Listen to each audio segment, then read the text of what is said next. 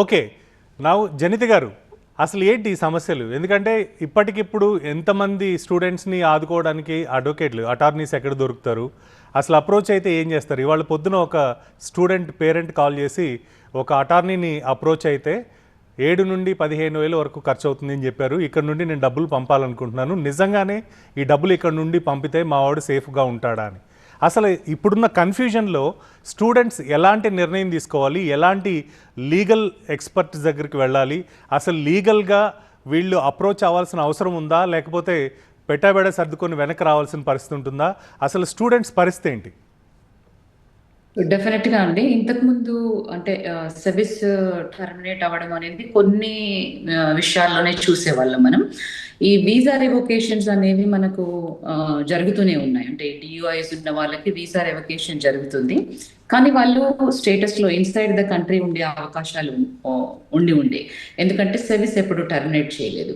I think this is the first time అంటే department of state including అంటే ఈ department of homeland సెక్యూరిటీతోని ఈ SEVIS ని టర్మినేట్ చేయడం అనేది, దానివల్ల ఏంటి అంటే స్టేటస్ లేకుండా అయిపోవడం స్టూడెంట్స్ వాళ్ళు. సో ఇది ఇలా జరగడము ఐ థింక్ హిస్టరీలో ఫస్ట్ టైం అనుకుంటాను. ఎస్పెషల్లీ ఇంత మ్యాసివ్‌గా. అంటే మా లా ఫర్మ్ కి day in day out calls almost past week నుంచి పొద్దు నుంచి సాయంత్రం వరకు సిమిలర్ గా అంటే అదర్ అటార్నీస్ కూడా అదే చెప్తా ఉన్నారు. సో బేసిక్‌గా ఏంటి అంటే ఈవెన్ స్కూల్ డిఎస్ఓస్ కూడా వాళ్ళకి కమ్యూనికేట్ చేసేది ఏంటి అనంటే, మీరు తప్పకుండా ఇమిగ్రేషన్ అటార్నీని అప్రోచ్ అవ్వండి. ఎందుకంటే వీళ్ళకి ఇది స్టేటస్ ఇష్యూ. అంటే కొన్ని థింగ్స్‌లో ఈ స్కూల్ డిఎస్ఓ అనేవాళ్ళు వెళ్లి డేటా ఫిక్స్ చేయడము కొన్నిట్లో అట్లా చేసేవాళ్ళు. బట్ సర్వీస్ ఆల్రెడీ టర్మినేట్ అయిపోయింది కాబట్టి వాళ్ళకు ఆప్షన్స్ తక్కువగా ఉన్నాయి. ఇందాక ఉజ్వల్ గారు చెప్పినట్టు ఏంటి అనంటే మనము డిఫరెంట్ కేసెస్‌లో ఈ సర్వీస్ టర్మినేట్ అయిపోవడం చూస్తున్నాం. సో ఫింగర్ ప్రింటింగ్ వల్ల అవుతుంది అనుకోవడము అంటే మేము కొన్ని కేసెస్ అనలైజ్ చేస్తే కన్సల్టేషన్ చేయడం వల్ల ఫింగర్ ప్రింటింగ్ లేని వాళ్ళు కూడా అంటే డీయూఐ మొదలుకొని జస్ట్ చిన్న పార్కింగ్ ట్రాఫిక్ వయలేషన్స్ కానివ్వండి, అసాల్ట్స్ కానివ్వండి, చిన్నవి థెఫ్ట్స్ ఇట్లాంటి వాటిల్లో కూడా ఎక్కడైతే ఫింగర్ ప్రింట్ చేయలేదో వాళ్ళకు కూడా ఈ service termination and then visa revocation 2 రకాల ఈమెయిల్స్ వస్తా ఉన్నాయి స్టూడెంట్స్ కి.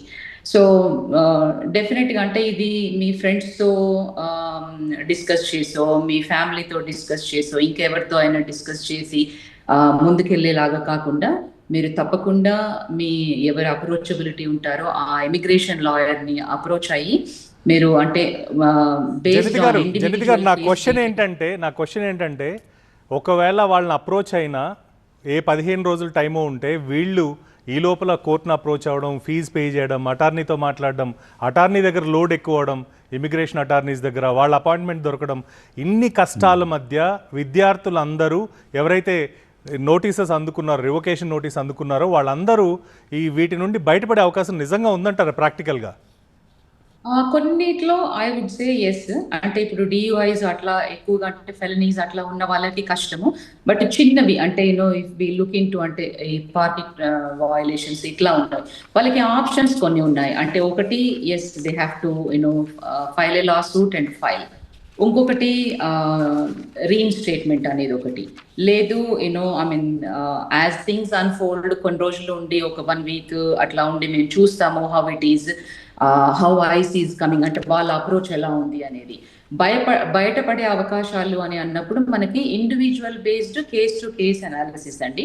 Yes, in some cases possibility, in some cases no, they have to leave and then maybe they choose to come back again. Yes అంటే they have their own paths, whether student గానా లేదంటే H1B లాగానా. అందరికీ అంటే same solution doesn't fit everybody. So ఒక్కొక్కరికి individual గా case by case analysis చేసి వాళ్ళకి సొల్యూషన్స్ చెప్పాలి అంటే ఇమిగ్రేషన్ అటార్నీని రీచ్ అవ్వాలి. బట్ ఎస్ కొంతమంది బయటపడే అవకాశాలు ఉన్నాయి. లైక్ చిన్న పార్కింగ్ వయలేషన్ కి ఇప్పుడు వాళ్ళకి సర్వీస్ టర్మినేట్ అయిపోయింది అనుకోండి, yes they can contest and then possibility is there, they might అంటే రీఇన్‌స్టేట్ అవ్వచ్చు వాళ్ళ సర్వీస్.